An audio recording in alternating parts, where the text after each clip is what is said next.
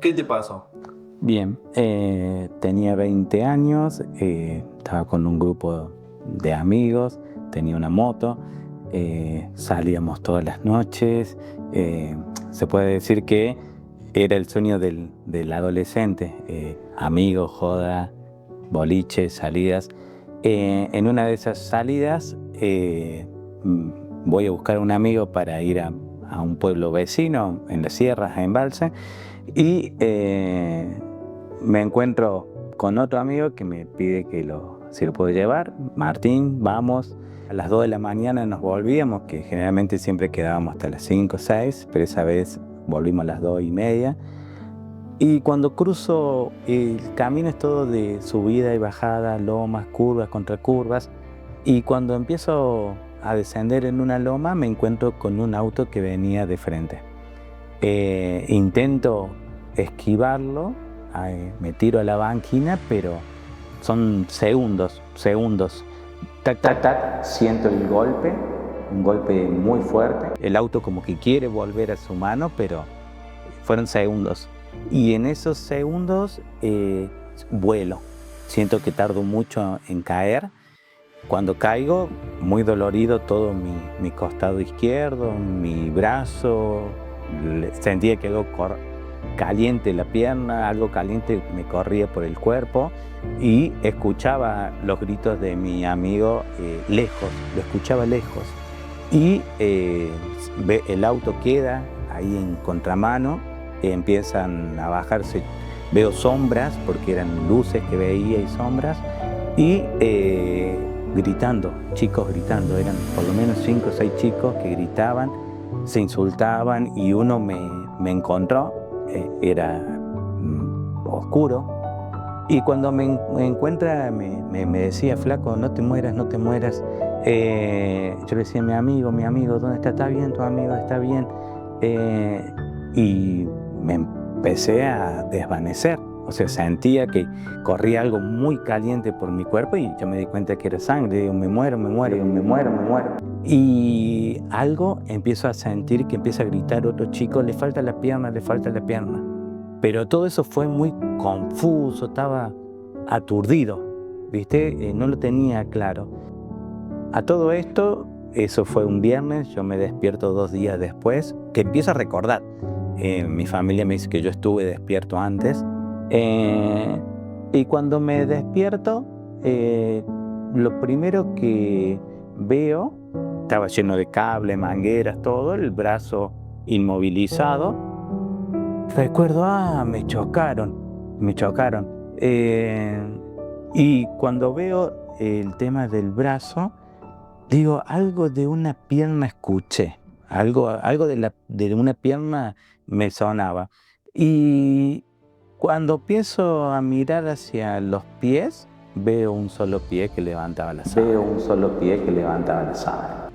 Imagínate, fue una crisis de nervio, un querer arrancarme las cosas. Y bueno, a todo esto fui despertándome y recordando lo que había pasado. Pude ver por primera vez a mi mamá, mi hermano, mi familia, y preguntando dónde estaba Martín, cómo estaba Martín.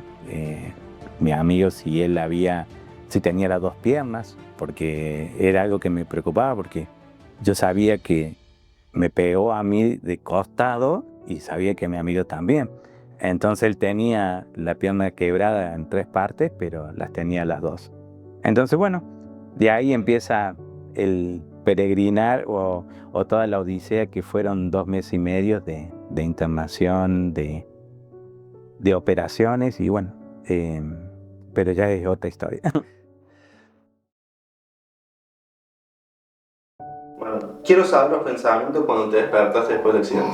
Fue un shock muy fuerte, porque veía una sola pierna, no me podía imaginar cómo iba a seguir, cómo iba a ser mi vida de ahora en adelante. Yo realizaba todos trabajos físicos, necesitaba la pierna, o sea, en ningún esquema o en el sueño más complicado nunca imaginé tener que estar con una pierna. Entonces, de pronto me recibí de personas con discapacidad, sin estudiar. En la situación de discapacidad, vos tenés el título primero, tenés un certificado que dice que tenés una discapacidad, pero no estás preparado, como tampoco lo estaba mi familia. Mi familia no sabía cómo lidiar con esta nueva situación. Ellos tenían los mismos miedos, o más todavía, porque ellos eran más conscientes y habían vivido cosas que yo no había vivido, estando inconsciente durante el accidente. Pasaron un montón de cosas que yo me fui enterando con el tiempo, que realmente la pasó peor mi familia que yo, que estuve inconsciente la mayor parte de esos 2 días, tuve la mayor parte del tiempo inconsciente. Hablando de esto de la familia y de que realmente era un golpe muy duro, ¿cuál fue tu mayor sostén en esos primeros días? ¿Desde la cabeza o persona? La familia, sin dudas, todos los afectos que tenía, porque de verdad, en el horario de visita era un montón de gente todos los días. Fueron 2 meses y medio y ningún día bajó de 10, 15 personas esperando ahí para verme, para alentarme, mis amigos de la secundaria, pero sobre todo mi familia. Mi familia fue un pilar. Y en ese transcurso donde vos empezaste a entender lo que te pasaba, ¿tuviste tiempo para estar triste o para estar de... Con el tiempo y estudiando, dedicándome a esto de la discapacidad, conocí cuáles eran las etapas de un duelo que sucede en estas situaciones cuando hay una pérdida, como en este caso una pérdida de una pierna, y lo pude vivenciar todas las etapas, desde la tristeza, el enojo, la bronca, la negación. Son todas etapas que son normales cuando se produce una pérdida tan significativa. La característica que tuvo mi duelo fue que estaba muy pendiente de la situación de mi amigo. Por eso es muy confuso ordenar y clarificar cuál de los 2 duelos me pesaba más. Fue un doble duelo, yo siempre digo, fueron 2 duelos que tuve que hacer de manera simultánea y que fueron muy difíciles de sobrellevar. Entonces, cuando podía aceptar algo de mi situación, me enteraba algo de mi amigo y me llevaba nuevamente a esta protesta, a este enojo, a este resentimiento de no entender por qué. Si realmente no era mal tipo, o sea, mucho menos una excelente persona. Entonces, ¿por qué no había pasado esto? Esa es la pregunta clave que giró en la primera etapa. Yo hablo siempre de un segundo nacimiento porque literalmente estuve muerto, le habían pedido ya los órganos a mi madre porque me habían declarado con muerte cerebral. Y en este renacer, en este empezar una vida nueva, porque de verdad que arrancar con una pierna menos, y cuando me dan el alta me entero de que mi amigo había fallecido a los 7 días del accidente. Este fue un golpe devastador, realmente poder vivir, entender la vida con una pérdida de ese tamaño, porque el que manejaba la moto era yo, más allá de que los otros chicos se hubieran cruzado de carril, venían alcoholizados. Después me fui enterando un montón de cosas y bueno, ahí eso generaba mucho rencor, mucha injusticia, mucha impotencia. Pero el que manejaba la moto era yo, entonces tenía esa responsabilidad también sobre mis hombros. Este amigo no iba a poder tener una segunda oportunidad. Yo tenía una segunda oportunidad para seguir viviendo, para poder, con una pierna menos, con un mundo totalmente distinto al que conocía, pero estaba vivo. Entonces, a su vez, después me encontraba con las situaciones concretas, con la impotencia de decir, che, tengo que hacer esto, o hay una zapatilla que se guarda o se tira. De ahora en más uso una zapatilla. Hay otra zapatilla, vos ibas al ropero y veías la zapatilla o el pantalón dar vuelta a la manga. Fueron momentos muy duros enfrentarme a la sociedad con una pierna.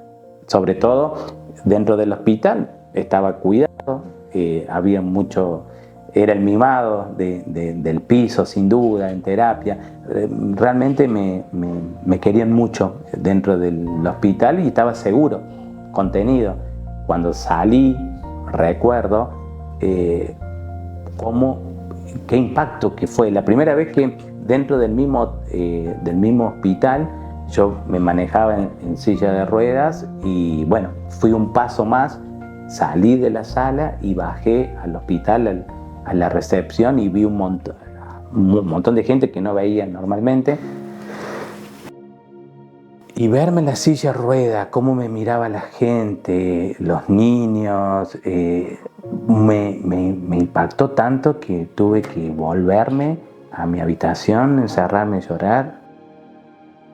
Cuando me dan de alta y me entero que mi amigo había fallecido, ahí arranco otro duelo con una profunda tristeza, con una depresión donde ya no tenía sentido nada en la vida, o sea, todo lo que tanta esperanza tenía antes de esa tan esperada alta, de pronto perdió sentido.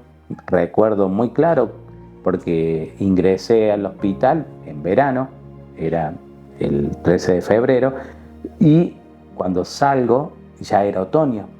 Entonces recuerdo hasta que era triste la entrada, el regreso a mi ciudad, los árboles sin hoja, día gris, frío, o sea, todo era un escenario, el campo donde yo vivía, todo había cambiado demasiado. Cuando hablamos esto de la tristeza, vos dijiste, me quedó eso de cuando saliste de nuevo, que te vio toda la gente, ¿sentiste incomodidad? ¿Qué fue bien lo que sentiste? La verdad que la mirada del otro, o sea, cada uno nos construimos a partir de la mirada de los demás, de los que nos importan, de nuestros afectos y sobre todo de la sociedad que de alguna forma te va marcando si estás bien, si estás mal, si estás mal vestido, si estás desvestido, si sos gordo, si sos flaco, si sos alto, si sos bajo. Hay cuestiones de presentación, de que la gente inconscientemente, porque en esto yo quiero resaltar que no lo tomo como algo que la gente quiera lastimar, pero sí las miradas, sobre todo hay algo que hasta el día de hoy no lo puedo superar, es el pobrecito, ¿entendés?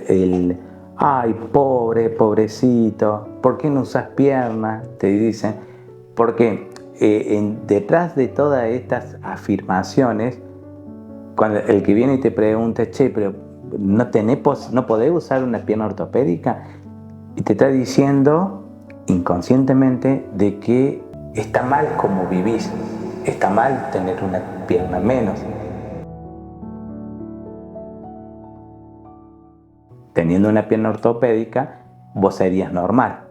Esas son las lecturas que por ahí la gente no se detiene a hacer este razonamiento, no se detiene a medir el alcance de sus palabras. A mí me encantan los niños, porque los niños son sumamente espontáneos y yo veo en cada encuentro con cada niño, con cada persona, la posibilidad de transmitir un mensaje. Entonces, los niños, tengo 1500 anécdotas de los niños en el banco, te ven caminando, mamá, ¿qué le pasó? Está roto, ¿entendés? Y muchas veces los padres se incomodan frente a, como diciendo, no digas nada, lo retan. Una mamá una vez le pegó una cachetada al hijo porque decía, está roto. Y le digo, no, déjalo que pregunte, porque vienen los chicos, te preguntan, no, mira, tuve un accidente, me chocó un auto, entonces por eso tengo una pierna menos, pero tengo 2 muletas y camino con las 2 muletas, le dejo tocar las muletas, bueno, mira qué lindo, está, y sale. No se generó ningún trauma en el niño. En cambio, si le decimos que está mal, que no pregunte, ese niño se queda con miedo o con duda, con que a las personas que son distintas no se les puede preguntar, no se les puede decir cosas. Mi propia hija, en un cumpleaños, me pasó que una nena me miraba y me preguntó, ¿qué te pasó? Y ella escuchaba atentamente que yo le respondía y después al otro día empezó, ¿qué te pasó, papá? O sea, papá chocó un auto, decía uno pie, tiene 2 años y medio la chinita, uno pie, Oli 2, mamá 2, papá 1. Y trabajar con ella también y contarle, me pasó esto. Entonces es todo un proceso donde me aseguro, o al menos mi hija, no va a crecer con miedo de preguntarle a la gente, o no va a crecer, porque ella lo hace, está en relación con personas que están con discapacidad, por mi trabajo, por la vida misma, que yo me relaciono mucho con personas con discapacidad. Entonces ella va y les pregunta, o los mira y los toca, o sea, no tiene ese tabú. Entonces la idea justamente es poder llevar a las demás personas esta tranquilidad de que pueden venir y preguntarme, que pueden venir. No hay nada que tenga que ocultar, al contrario, yo lo veo como una oportunidad. Pero todo esto me llevó un tiempo, no fue siempre así. El primer momento cuando yo estaba lidiando con el tema de la discapacidad, de una nueva forma de estar en el mundo, y sí, me costaba que me miraran distinto, y sobre todo desde la lástima. Siempre me afectó más la lástima que la pregunta. La pregunta, no, o sea, me ha pasado un montón de veces que a través del humor he roto el hielo con personas nuevas o con amigos nuevos, o cuando voy a pescar, por ahí nos vamos a pescar, alquilamos una lancha, entonces me ven llegar los guías con muletas y decir, ¿qué hago con este pibe? Con este pibe, bueno, yo no soy pibe, pero ¿qué hago con este rengo acá arriba el bote? ¿Cómo lo subo a la lancha? ¿Se va a ahogar? Entran un montón de... Digo, quédate tranquilo vos, que estás. Piso en el agua con las muletas, me subo, se quedan mirando. Le digo, bueno, no, ¿sabes lo que pasa? Le digo que yo no tengo días malos. Yo tengo todos días buenos. ¿Me entiendes? Claro, yo siempre me levanto con el pie derecho. Yo nunca me levanto con el pie izquierdo. Y con ese chiste, he roto un montón de situaciones tensas o incómodas. Y después, al contrario, al final de la jornada de pesca termina haciéndome broma a ellos. ¿Entendés? Entonces eso nos permite de alguna forma que se relacionen distintos con la discapacidad. Pero no es fácil, cada persona lleva un tiempo, lleva un duelo y tiene un proceso. Por eso mi intención es facilitar esos procesos. ¿Vos considerás que podés llegar a ser un ejemplo al aceptar las preguntas de los demás y saber responderlas? Lo que yo siempre digo, ejemplo, no me siento un ejemplo para los demás porque tengo más defectos que virtudes, pero sí la intención. Aprendí a lo largo de estos años, de estos 25 años de vivir la discapacidad, fui entendiendo, y yo siempre hablo de un que nací 3 veces. La primera cuando me dio a luz mi mamá, la segunda cuando reviví en el hospital donde literalmente estuve muerto, y el tercer nacimiento cuando descubrí para qué estaba en la vida, cuando cambié las preguntas, cambié el por qué me pasó esto a mí, donde quedaba en un lugar de víctima, donde realmente las posibilidades de cambiar lo que me había pasado eran muy difíciles. Yo no podía hacer que la pierna me creciera de nuevo, o no podía revertir el tiempo, no podía hacer que mi amigo Martín volviera a la vida. Entonces, todo este por qué no le encontraba respuestas. Cuando cambié las preguntas al para qué me pasó esto, ahí hubo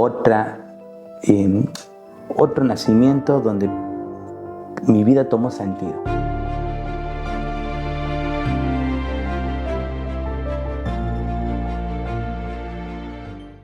lo que me pasó a mí le puede servir a otros que están en la misma situación y podemos pensar juntos.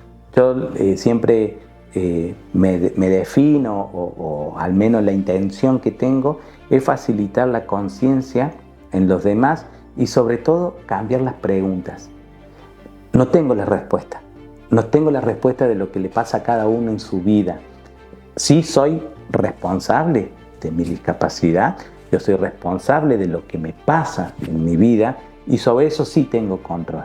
Sobre eso sí tengo posibilidades de cambiar. De cómo me afecta lo que hacen los demás, eso sí es mi responsabilidad. Cambio el lugar de víctima al lugar de actor principal. Entonces, eso me permitió poder ser feliz, poder reconocer en la discapacidad lo excepcional que soy.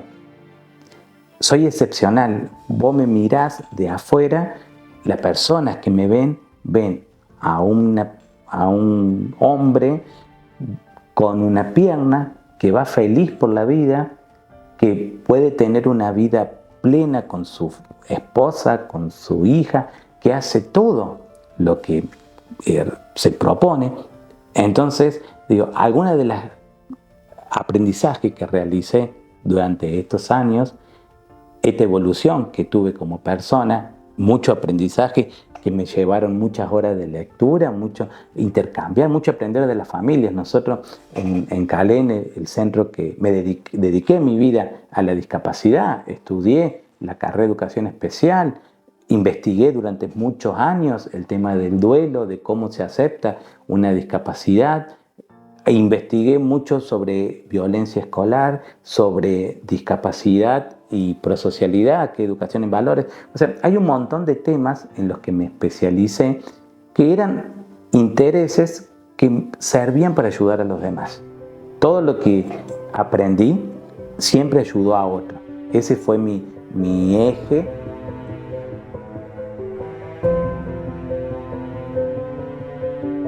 Y lo que estoy haciendo ahora, actualmente, es justamente esto, es facilitar conciencia y ayudar a los demás que cambien sus preguntas.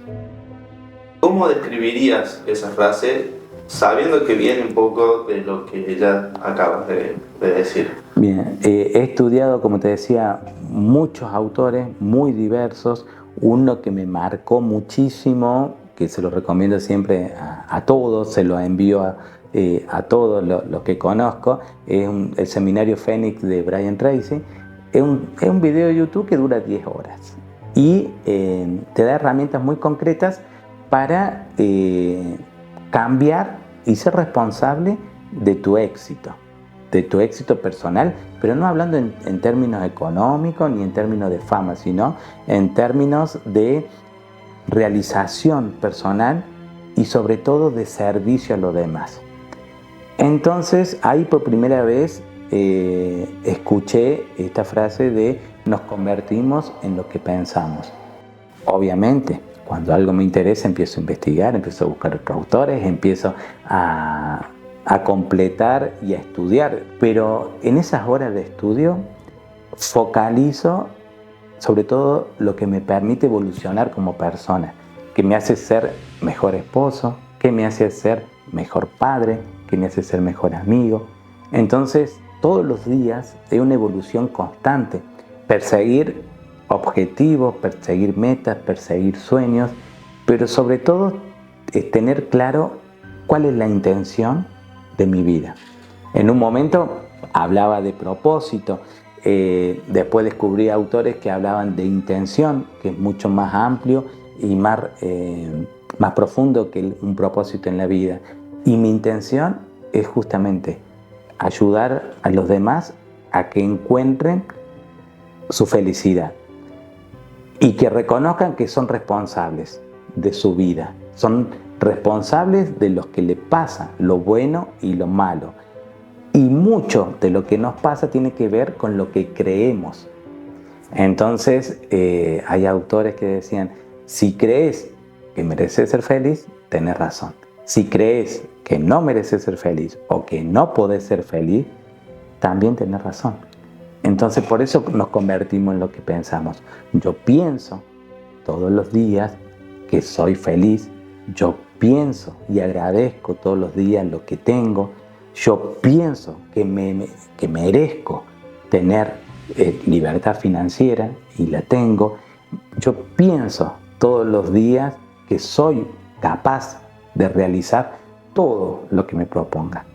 Y eso se materializa y se hace realidad.